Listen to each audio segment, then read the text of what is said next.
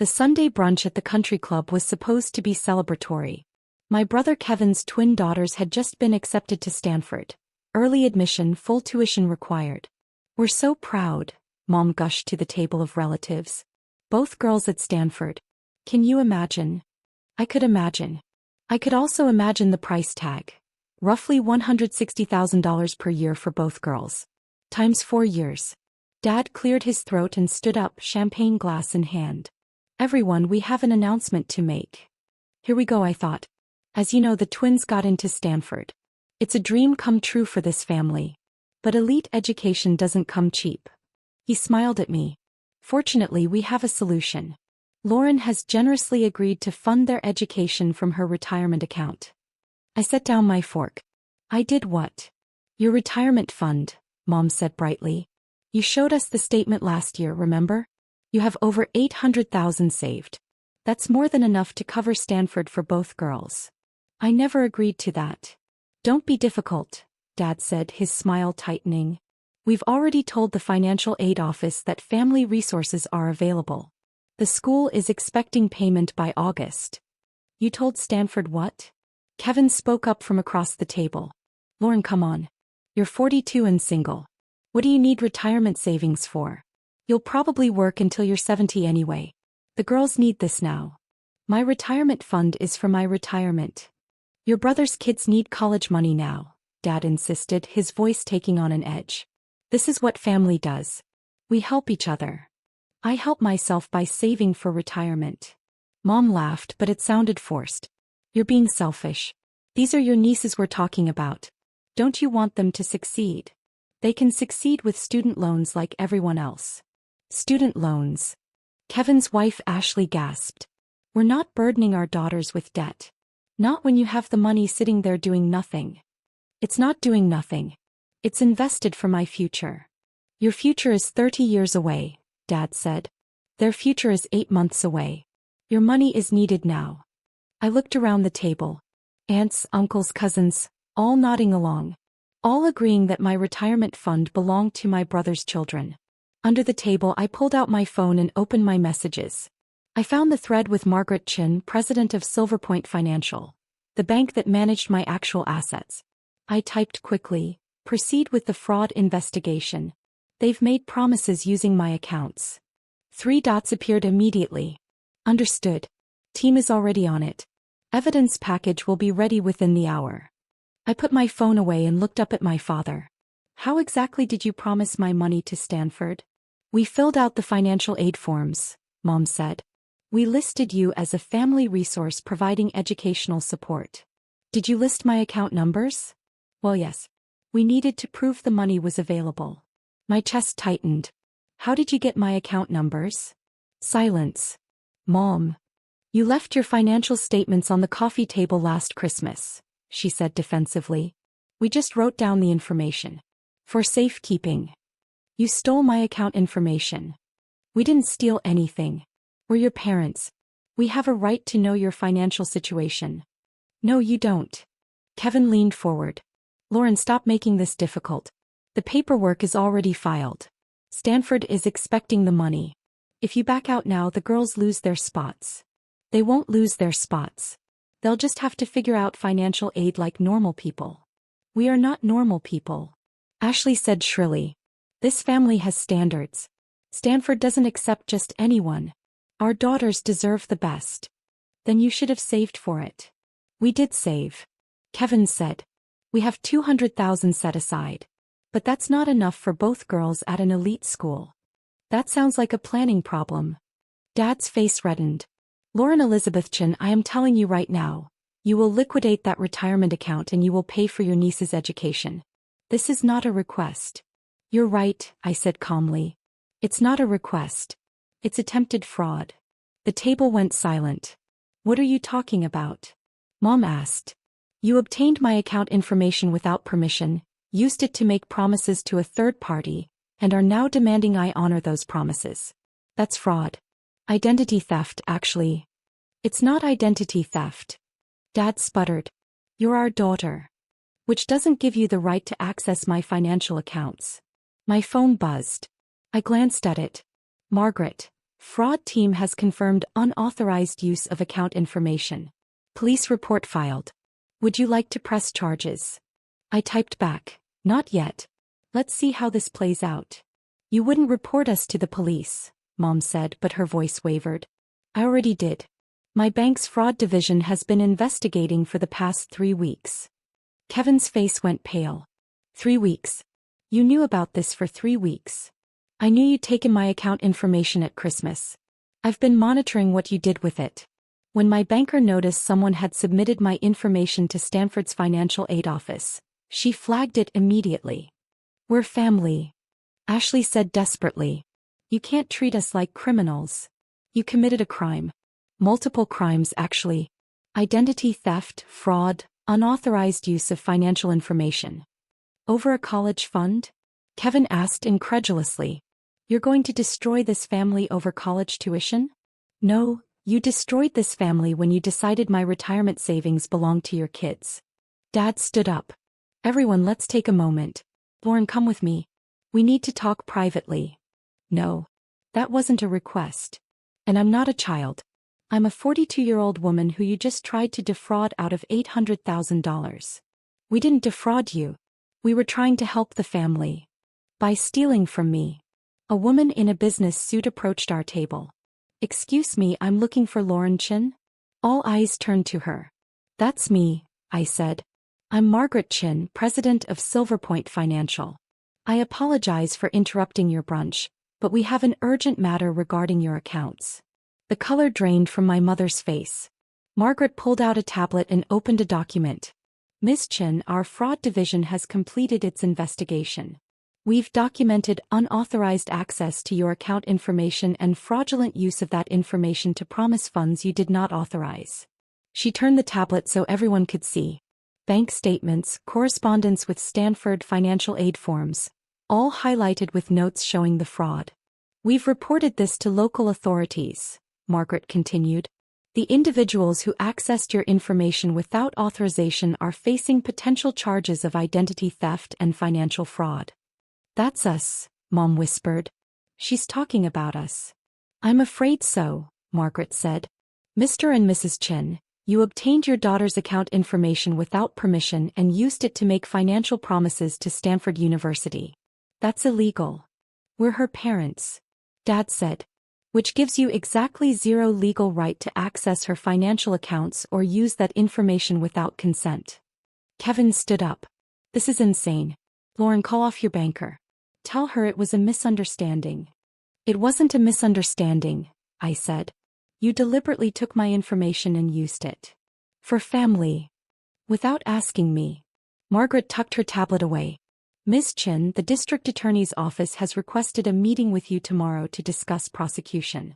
Your parents could face up to 5 years in prison for identity theft. 5 years. Mom's voice cracked. That's the maximum sentence. Probably probation for first offense, but the conviction would be permanent. Lauren, please. Mom grabbed my hand. Don't do this. Don't send your parents to prison. You sent yourselves there when you stole from me. We didn't steal. We were going to ask you. We just needed to secure the girls' spots first. By promising money you didn't have permission to promise. Aunt Patricia spoke up from down the table. Lauren, surely you're not serious. They made a mistake. Just give them the money and move on. Why should I? Because they're family. Because those girls are your nieces. Because it's the right thing to do. The right thing to do was save for college. They didn't. That's not my problem. You have the money. Kevin shouted. $800,000. Why are you hoarding it when family needs it? Because it's mine. Because I worked for it. Because I saved it for my future, not your daughter's education. What kind of future needs $800,000? I looked at Margaret. She gave me a small nod. Actually, I said, 800,000 is just one of my retirement accounts. I have several others. Several. Mom asked weakly. The 800,000 you found is in my Silverpoint 401k. But I also have accounts at 3 other institutions. My total retirement savings is approximately $4.7 million. You could have heard a pin drop. 4.7 million? Dad's voice was barely audible. I've been saving and investing for 20 years. I'm on track to retire at 55 with full financial independence. And you won't spare $800,000 for your nieces? Kevin's face was red with anger. Why should I? You have $200,000 saved. You both have jobs. The girls can get loans, scholarships, work study. There are dozens of options that don't involve stealing from me. We didn't steal. You took my account information without permission and used it to make promises to a university. What would you call that? No answer. Margaret checked her watch. Miss Chin, the fraud team is waiting for your decision. Do you want to press charges or pursue civil remedies? I looked at my parents, Kevin and Ashley, at the nieces who sat wide-eyed at the end of the table, watching their college dreams crumble. I want my account information secured and all fraudulent filings withdrawn. I want a written statement from my parents and Kevin acknowledging they accessed my information without permission and that they have no claim to my assets. I want an apology. And I want a promise that this never happens again. And if we do all that? Dad asked. Then I'll ask the DA not to prosecute. But the bank's fraud report stands. You'll have that on your record. That will affect our credit, Mom said. Then you should have thought of that before committing fraud. You're destroying us, Kevin said bitterly. No, I'm protecting myself from people who tried to destroy my financial future for their convenience. Margaret pulled out a document. I have the acknowledgement form here. Sign it, and Miss Chin will request the DA decline prosecution. Dad took the pen with a shaking hand. You've changed, Lauren. Money has made you cruel. Money didn't change me. It just revealed who you really are. You never cared about my future. You just cared about what you could take from it. He signed. Mom signed. Kevin signed, his jaw clenched. Margaret collected the forms. I'll file these with the DA's office. Miss Chin, your accounts are now flagged with highest security. No one can access information without biometric verification. Thank you, Margaret. She nodded and left. I stood up and grabbed my purse. I'm leaving. Don't contact me again unless you're ready to have a relationship based on something other than my bank account. You're really going to walk away from this family? Mom asked, tears streaming down her face. You walked away from me the moment you decided my retirement fund belonged to you. 3 days later, I received an email from Stanford's financial aid office. Dear Ms. Chin, we've been informed that the financial support listed on Kevin Chen's application was submitted in error and is no longer available. We wanted to confirm this with you directly before making adjustments to the financial aid package. Please advise at your earliest convenience.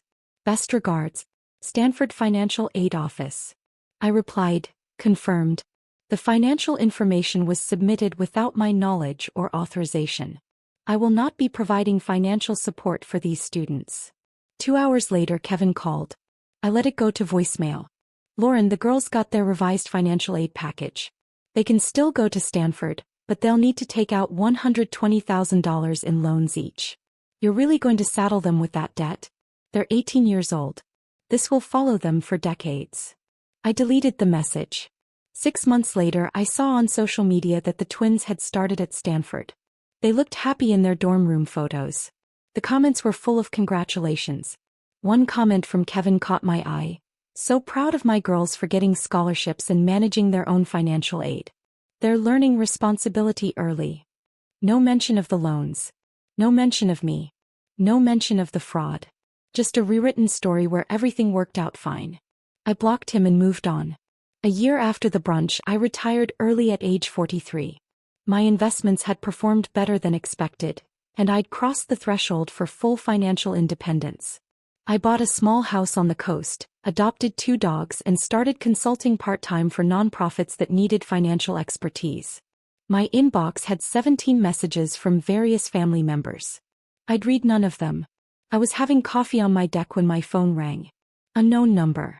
I almost didn't answer. Hello. Aunt Lauren? It's Megan. One of the twins. How did you get this number? I found it in Grandma's old address book. I know you don't talk to the family anymore, but I wanted to call anyway. What do you want, Megan? Nothing. I just wanted to say thank you. I was silent. I know that sounds weird, she continued. But when everything happened with the college money, I was so angry at you. We all were. But then I got to Stanford and realized something. Every kid here who has their tuition paid by family takes it for granted. They skip class, party too much, waste the opportunity. But my sister and I, we work our asses off because we know every class costs money we'll have to pay back. You're calling to thank me for not paying your tuition? I'm calling to thank you for teaching me that nothing is owed to me, that I have to earn what I want. And that family doesn't mean unlimited access to each other's resources. I felt something in my chest loosen slightly. Mom and Dad still talk about you like you're a villain, Megan said. But I don't think you are. I think you were protecting yourself. And I think we needed to learn what you already knew, that we're not entitled to anything just because we're related to someone. How's school? I asked. Hard. Expensive. Worth it. I'm majoring in economics. Thinking about going into financial planning. I want to help people manage money better so they don't end up like my parents, assuming someone else will save them. That's a good goal. Would you maybe want to get coffee sometime? Not to ask for anything. Just to talk. I'd like to know my aunt. I looked out at the ocean, at my dogs playing in the yard, at the life I'd built by protecting what was mine. Maybe, I said. Let me think about it. That's fair. I'll text you my number. No pressure. After she hung up, I sat with my coffee and thought about second chances. About the difference between the family you're born into and the family you choose. About how sometimes the kindest thing you can do is refuse to enable people's worst impulses. The fraud investigation had ruined their announcement just as I'd planned. The bank president had changed their plans, protecting my assets and my future. And I'd learned that the price of peace was sometimes walking away from people who loved your money more than they loved you. Even when those people were family. Especially when those people were family. But maybe, just maybe, some relationships were worth salvaging. If they were built on respect instead of expectation. On boundaries instead of entitlement. On love instead of obligation. I picked up my phone and saved Megan's number. Time would tell.